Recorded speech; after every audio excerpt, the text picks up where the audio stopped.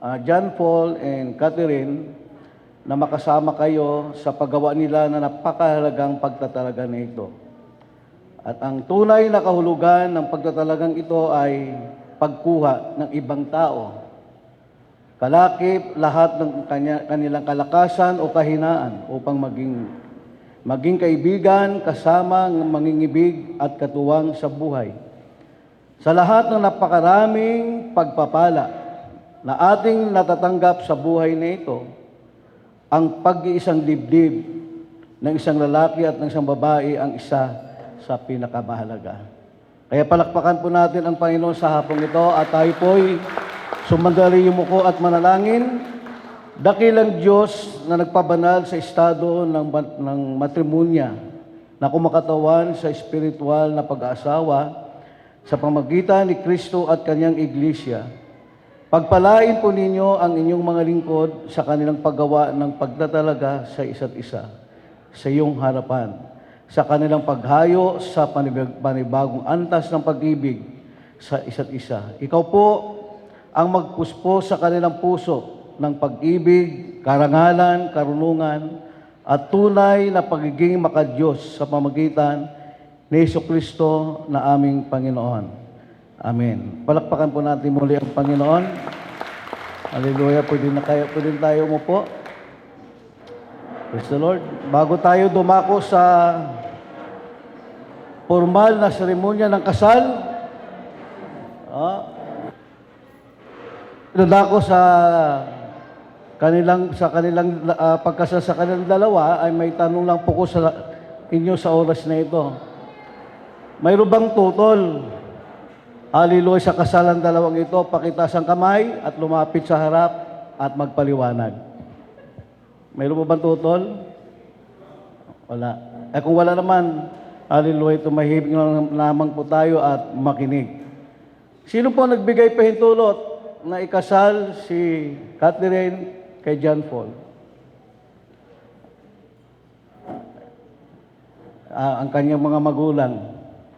Okay na po tayo, no? Wala nang samaan ng loob. Hallelujah. Okay. Palakpakan natin ang Panginoon. Hallelujah. Palakpakan natin ang Panginoon. Praise the Lord. At ngayon, mga kapatid, sa oras na ito ay bago tayo nadako sa matrimonyang kasal sa hapong ito, tayo narito ngayon sa presensya ng pamilya, kaibigan, para saksihan ang pag-isang dibdib ni John Paul and Catherine. Hayaan niyo po na maibahagi ko sa inyo ang biblikal na katotohanan patungkol sa pag-aasawa. Una, ang pag-aasawa ay mula sa Diyos. Ito po ay plano ng Diyos. Ito ay kaisipan ng Diyos at hindi ng tao. Ang Diyos mismo ang nagpagawa o nagsagawa ng kauna-unahang seremonya ng kasal sa hardin ng Eden. Nakita ng Diyos si Adan at sinabi niya, hindi mabuti sa lalaki ang mag-isa. Kaya, nilikha niya ang babae at ibinigay sa kanya upang kanya maging katuwang, upang kanyang maging asawa. Mayroong ngang nagsasabi na ang babae ay kinuha ng Diyos sa tadyang ni Adan, hindi sa paa para yurakan, hindi sa kamay para suntukin o saktan, kundi sa tagiliran, upang makapantay sa ilalim ng bisig, upang ipagtanggol, protektahan, malapit sa puso upang mahalin habang buhay. Hallelujah. Ang pag-aasawa ay personal at espiritual na pagtatalaga, higit pa sa pangmamayang kontrata. Ang pangmamayang kontrata ay may mga butas na maaaring gamitin upang mawalang bisa ang kasal. Samantalang, ang espiritual na pagtatalaga ay walang anumang kadahilanan upang ito'y ay mapawalang bisa. Yamang nalaman na sa panampalataya ay inyong italaga ang inyong buhay sa isa't isa sa kasunduan ng kasal. Ang pag-aasawa ay dapat permanente. Ito ay mariing itinuro ng maraming sitas sa Biblia. Ang paghihiwalay dumarating lang dahil sa katigasan ng puso ng tao. Habang kayo'y dalawa ay matapat sa inyong pag-aasawa, Walang suliranin na hindi ninyo masasaayos. Napakahalaga na lagi ninyong isaisip kung gaano kaimportante ang gagampanan ng bahagi ng Diyos sa inyong pag-aasawa. Ang nilikha ng Diyos sa ng Eden, ay isang lalaki. Hallelujah. Ang Diyos ang lumikha, ang Diyos ang lumalang. At nang makita ng Diyos ang lalaki ay malungkot, kumuha po siya ng isang babae. Kaya yung biblikal na turo, ang pagsama ng dalawang nagmamahalan, lalaki at babae. Banal, malinis. Dahil sa panahon natin ngayon, hallelujah, maraming buhay, pamilya ang nasira. Hallelujah, maraming nawasak, maraming mga bagay na hindi na ayos. Pero ayon sa banal na kasulatan, walang problema na hindi kaya ayusin ng Diyos. Dahil ang mag-asawa o babae at lalaking pinagsama ng Panginoon ay hindi po yan kaya paghiwalayin ng tao. Hallelujah. Kaya ngayong hapon, pili ba kayo tumayong dalawa? Ayan, at humarap kayo sa isa't isa. Mayroon lang akong katanungan at ito ang sagot ay galing sa puso. Okay? Isa na. Meron natin.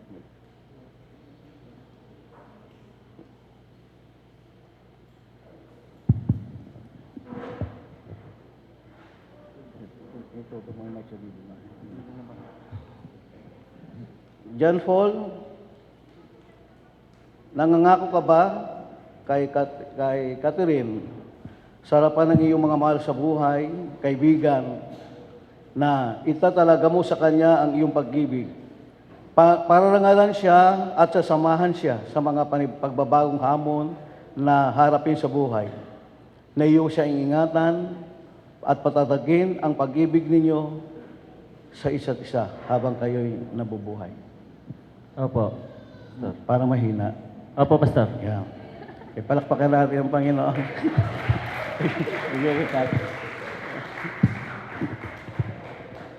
Catherine, yun din ang tanong ko kay Paul. Nangangako ka ba? Opo, Pastor. Okay, palakpakan natin. Hallelujah. Ang dalawa. Tandaan po natin ang pag-aasawa sa kanyang sarili ay hindi dokumentong legal. Walang pastor, pari o guro o huwis ang makakalikha ng kasal dahil ito ay isang kasunduan o tipan na gagawin at panatilihin ng dalang individual. Hallelujah. Ngayon mga kapatid, John Paul, itong pangakong iyong gagawin ay kaya ka na rito para masaksihan ng lahat. Hallelujah. At mapakinggan na ang ating ginagawa ngayon ay banal, sagrado sa harapan ng Panginoon. Umarap ka kay ka. Ako si John Paul. Ako si John Paul. Pinili kita, Catherine, Pinili kita, Catherine, upang maging kabiyak ko. upang maging kabiyak ko, Maging akin ka maging akin at ka, iingatan ka at iingatan ka mula sa araw na ito. mula sa araw na ito. Upang maging katuwang ko Upang maging katuwang mo sa buhay, sa buhay at makabahagi at makabahagi sa mga pangarap ko. sa mga pangarap ko. Ipinapangako ko Ipinapangako ko na ikaw ay aking igagalang na ikaw ay aking at igagalang pararangalan ng buong katapatan. at pararangalan ng buong katapatan. Iibigin kita Iibigin kita at ituturing na kayamanan at ituturing na kayamanan sa karamdaman man sa karamdaman o man sa kalusugan, o sa kalusugan. sa hirap Sa hirap o ginhawa o man, ginhawa man, kamatayan lamang kamatayan lamang ang makapaghiwalay ang sa atin. makapaghiwalay sa atin.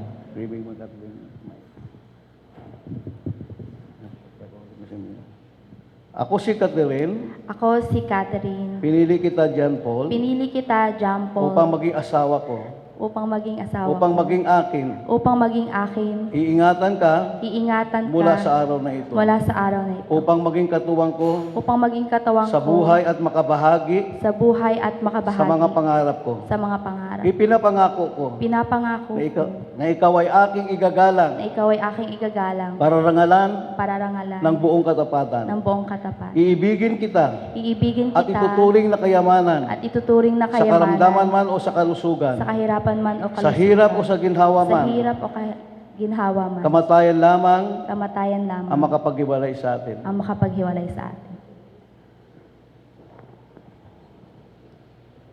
Ngayon po mga kapatid ay sa ating pagkakataong ito, nasaksihan po natin ang mga simbolo at mga pangako ng kanilang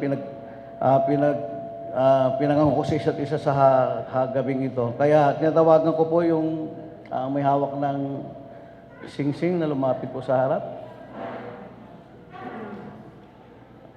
Ayun. Okay, thank you.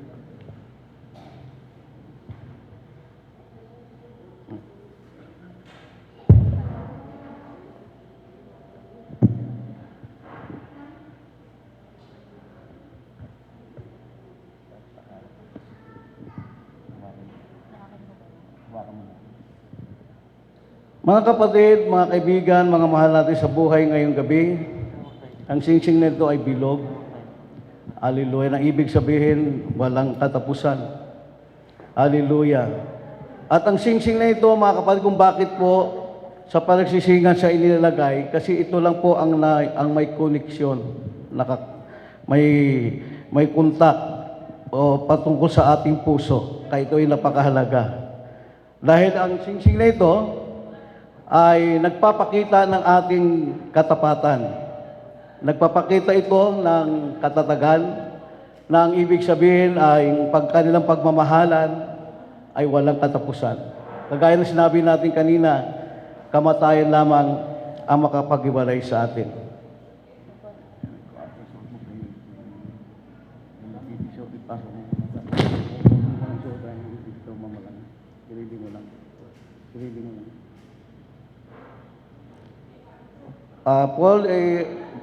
John Paul, ulitin mong sasabihin ko, Catherine, ibibigay ko sa iyo ang singsing na ito, tanda ng aking wagas na pag-ibig. Pangako, ikaw lamang ang aking iibigin. Ikaw lamang ang aking iibigin. Habang ako'y nabubuhay.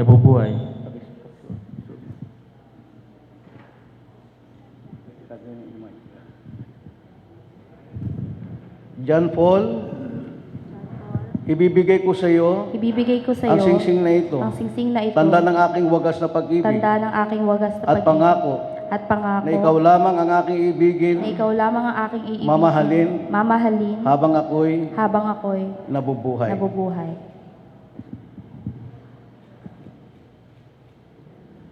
Noon pa man, ang panahon at sa panahon natin ngayon, ang singsing ay mayroon pong espesyal na napakahalaga. At ito po ay naglalagay ng tatak sa isang pamilya. Ginagamit ito para sa garantiya, integridad ng isang dokumento at nagpapatunay na may dala nito ay nakatalaga sa likod ng kanilang salita. Kaya sa araw nito, mga kapatid, nasaksihan po natin ang kanilang pangako sa isa't isa. Palakpakan natin ang Panginoon. Hallelujah. At natawagan ko rin yung may dalang ng Biblia. May dalang Bible.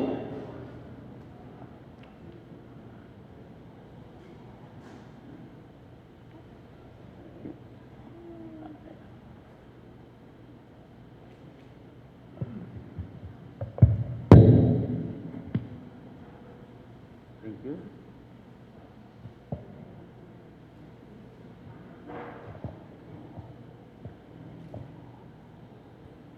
Bukod po sa singsing, ang ikalawang aspeto po sa buhay ng mag-asawa po ay ang Biblia o ang salita ng Diyos. Ito po ay nagsisilbing ilawan sa ating mga paa at tanglaw sa ating daraanan. Inyo tandaan, Catherine, John Paul, kapag ang Biblia ito, ang salita ng Diyos, iniwalay ninyo sa inyong pagsasama, mawawasak ang inyong buhay. Lagi natin tandaan, ang salita ng Diyos ay makapangyarihan. Maraming buhay ang naayos na silang buhay. Kaya sa harapan ng Diyos, ay nangangako tayo at nang mangako kayo na ang kanyang salita ay inyong isapamuhay. Ipatong niyo ang inyong kamay sa... Tapos ulitin niyo ang sasabihin ko ito, kayong dalawa, sabayin na tayo.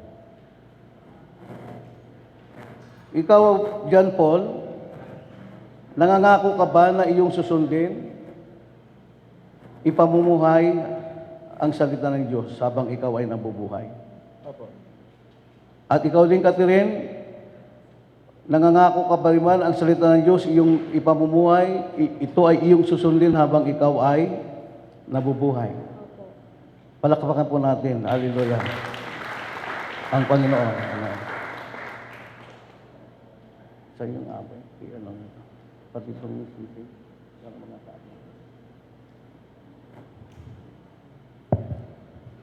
Maliban po sa Biblia, ay ito naman po ang kandila po ay simbolo po ito ng ilaw, ng liwanag. At pwede pakisindihan bago tayo magpatuloy. Yan. Hawakan niyo tayo. Sila magsisindihan.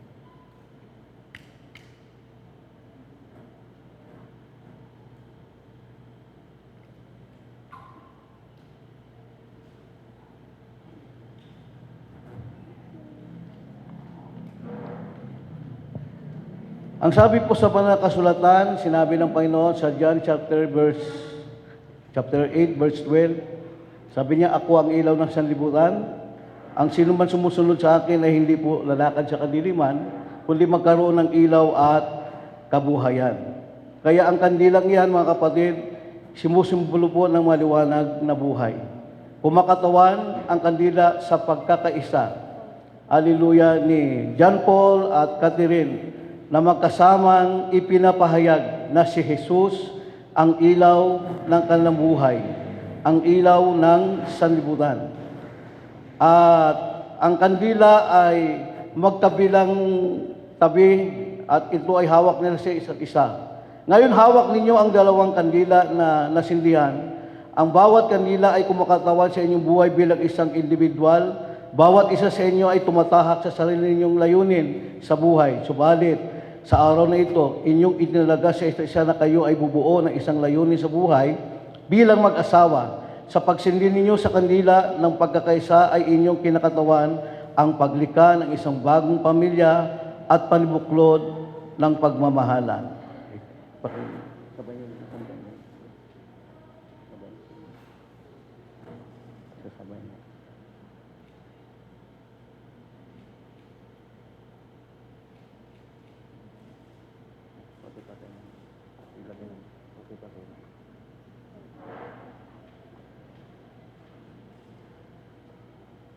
Ngayon po, hindi na po sila dalawa, sila po ay iisa na. Amen? Palakpakan po natin ang Panginoon. Hallelujah. Bago tayo magpatuloy, John Paul and Catherine, mayroon ka bang gustong o mayroon ka bang nais sabihin sa mga magulang mo? Iyak na.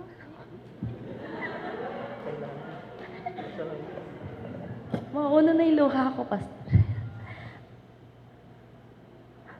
Ano? Maraming salamat po sa pagtsatsaga sa maldita kong ugali.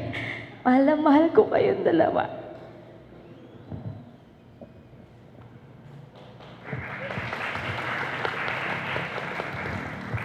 Sa sobrang saya, hindi makapagsalita. Kaya babawi ka na lang mamaya pagkatapos ito.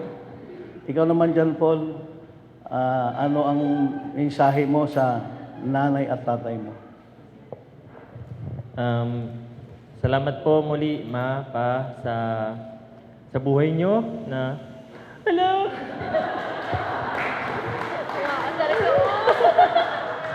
See, akala ko okay na eh. But, yun, Ma, Pa, thank you sa lahat ng... Hindi ko matuloy. Tao-tao ko yun, yung mga single nyo, pag kayo nag-asawa.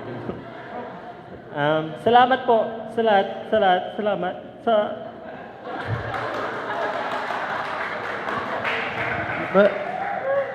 Hindi, ganyan talaga siya. Kahit seryosong usapan, ganyan talaga siya. Kaya nagpapasaya ito sa simbahan eh. Yung mga umiiyak, napapatawa niya eh. Hallelujah. Sana wag ka magbago. Hallelujah. Pwede po ba tayo lahat tumayo, mga kapatid? Hallelujah. At ngayon pong hapon, hallelujah, sa harapan ng Diyos, ninyong lahat ng mga saksi, ang ginawa po ni John Paul Thorny and Catherine Magana, ang kanilang pangako bawat sa seremonya ng kanilang kasal at sa kapangyarihan at karapatang pinagkaloob sa akin ng Victory Church International Christian Ministry at ang umiiral na batas sa Republika ng Pilipinas ay aking pong ipinapahayag sa inyong lahat, mga binibini, mga ginang at mga ginoo.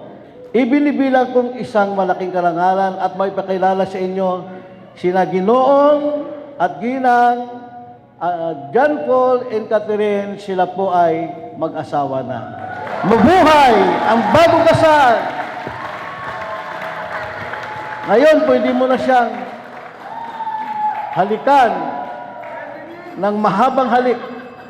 Halik na may pagmamahal at tamis na magaling sa puso.